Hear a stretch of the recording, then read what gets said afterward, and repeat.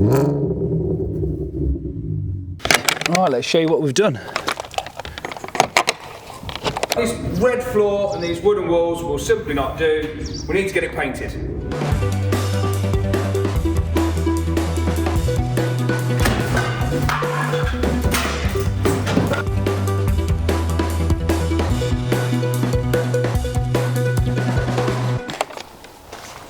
It's got a car in.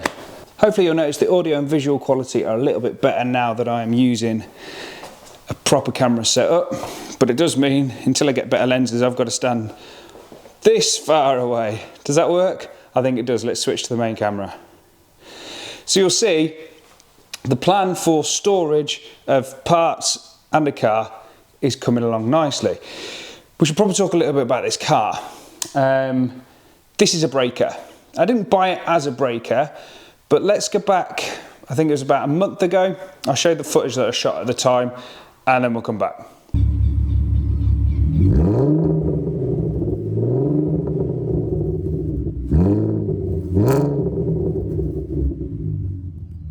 Oh, how can I not buy this car?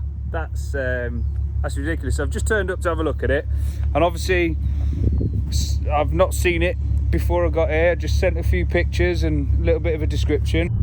Let's see what she drives like. Now, it's not been driven for months. Engine sounds good. I've got gears. Says it's a bit jolty in traffic. That's what he's always been chasing an issue with, being a bit jolty in traffic. At the minute, feels all right. Let's just give it a bit of beans in 2 second gear.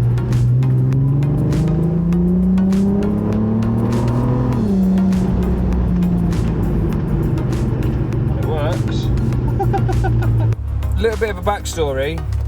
The guy bought the chain kit, took it to a bloke. I've got receipts to show that the chains were done and that DSG was flushed and everything like that. I put over in the services on the way back because I wanted to reset all the set points to the DSG box, because as the clutch packs wear out, you need to just change the preload pressure and things like that. There's a whole range of settings that you can sort of reset and recalibrate.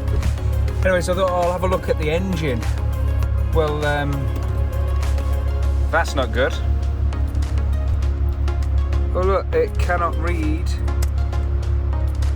what's going on. And I did get an 11 flick up there, and then it's gone. And then, well, I know what this is.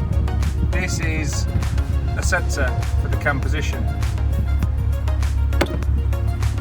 So the plot thickens, doesn't it? The plot definitely thickens. Engine drives lovely, sounds lovely, but clearly that isn't right.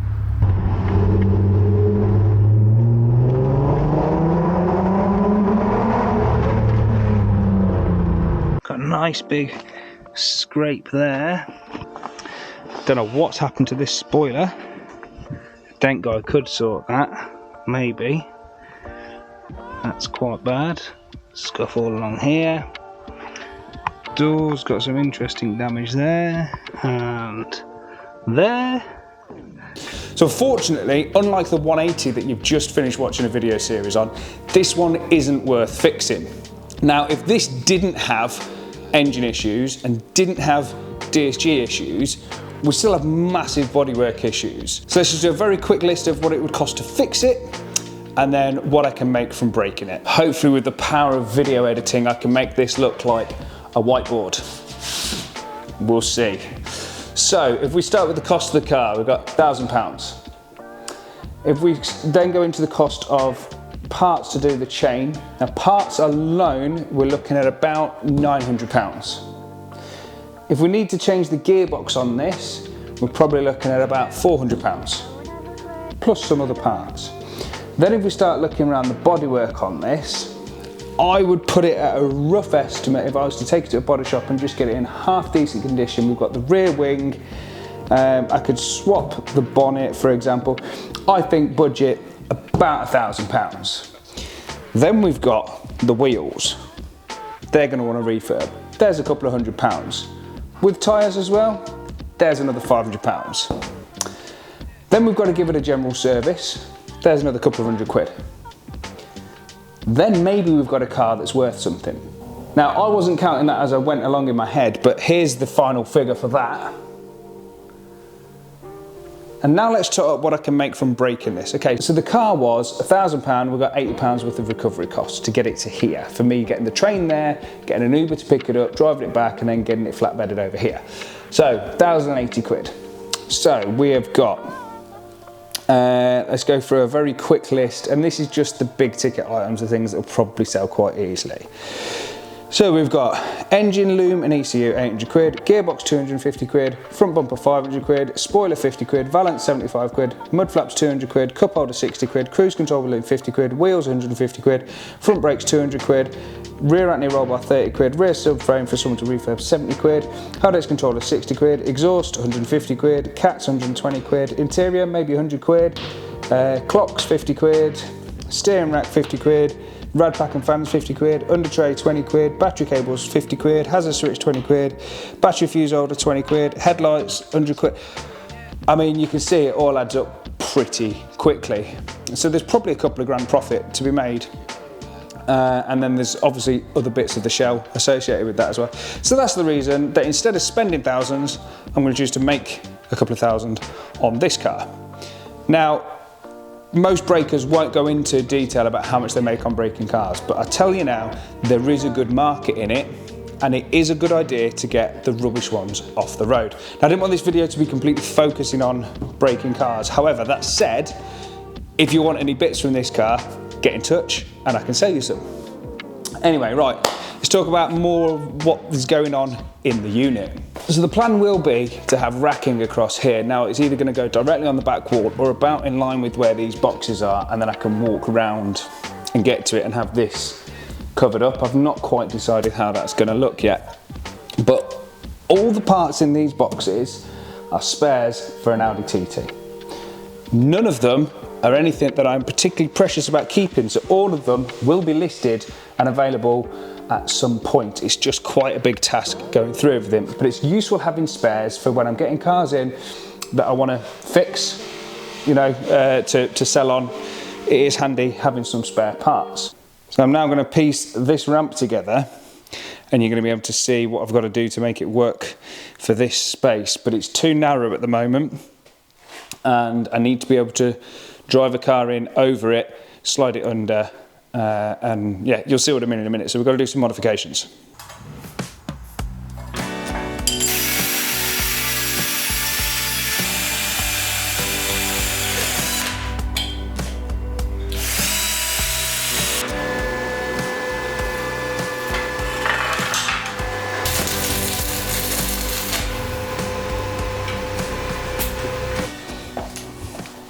So I got a little bit sidetracked. I've bought the rack in.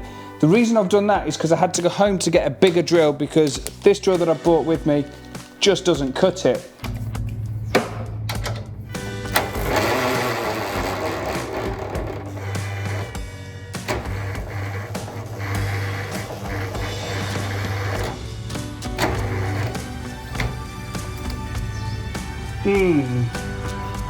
We need a stronger drill. Started smoking and stopped lifting at the height that it's currently at, which is not all the way off the floor. But this is an SDS drill, which means that I've had to chop up this drill bit to get the end, to then weld on a 1/4 inch bit to put a 10mm socket on. So hopefully that's cool enough now for me to handle it, and I can give this a try.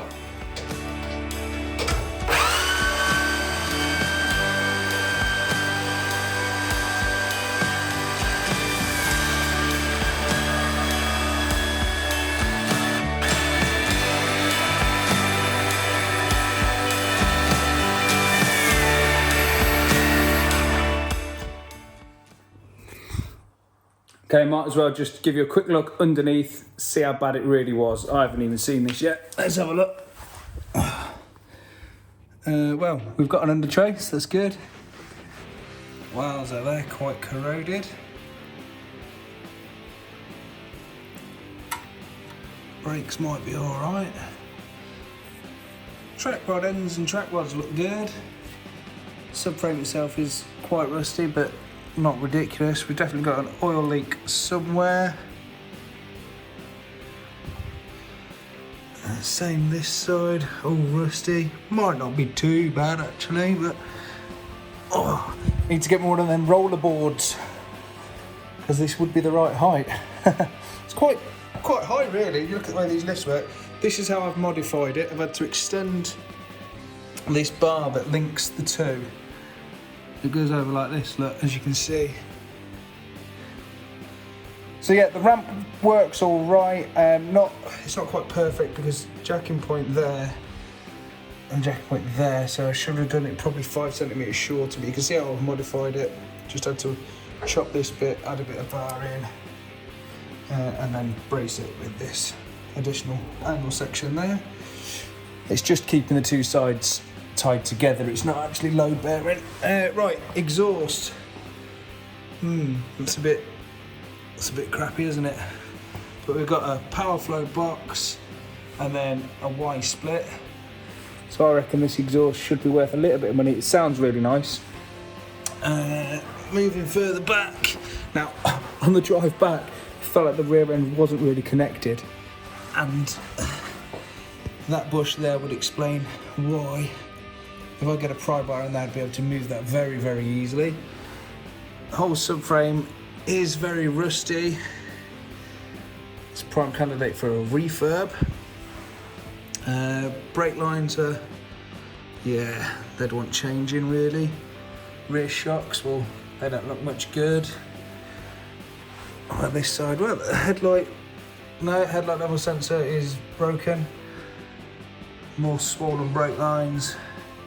More rust and crust. How bad's this side? Yeah, it's just as bad. And the exhaust just doesn't quite sit level, but I think that's just a case of adjustment here. Pull this side back a little bit, yeah, because you can see that, yeah, this wants to come back this way ever so slightly. We can just check those welds as well, make sure they're okay, but they look like they should be. Yeah, so that's the underneath of my V6. Oh yeah, mud flaps. Mud flaps. These are worth money. I'm gonna get these off. That's gonna be me signing off for this video for now. If you want any parts from this 3.2, then please do get in touch. I'm gonna get this one scrapped, get it out of the unit and get the next one in, which is definitely gonna be a fixer-upper. Until next time, I'll see you later. Cheers guys.